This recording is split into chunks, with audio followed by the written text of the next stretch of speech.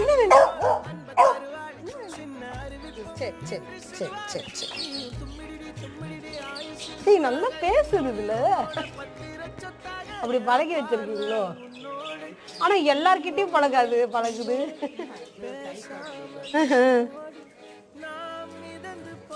என்ன வேணும்? என்ன கொஞ்சணுமா?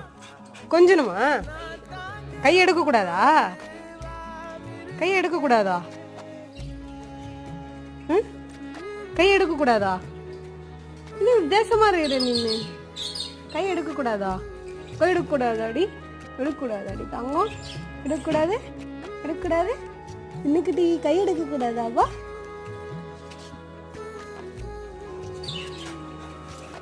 இந்த